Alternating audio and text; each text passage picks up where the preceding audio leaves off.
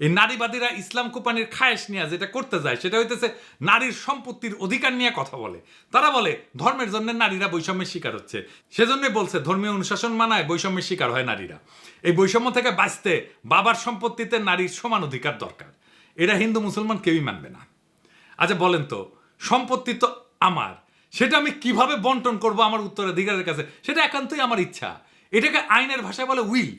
আপনারা শোনেন না উইল করে দিয়ে যায়, বিদেশে দেখেন না বিড়ালের নামে উইল করে দিয়ে যায়। আমার সম্পত্তি আমি যাকে খুশি লিখে দেবো, আমি আমার সন্তানদেরকে না দিয়ে আমি বিড়ালকে দিয়ে যাব। এটা আমার ইচ্ছা, এটা আমার উইল। এইখানে কারো কিছু বলার নাই। রাষ্ট্র দেখবে আমার যেটা ইচ্ছা সেটা বাস্তবায়িত হচ্ছে কিনা, এটাই রাষ্ট্রের অধিকার, এটাই রাষ্ট্রের দায়িত্ব। রাষ্ট্রের বলার কথা না আমি কাকে কতটুকু দেব সম্পত্তি, এইটা রাষ্ট্র ঠিক করে দেবে না।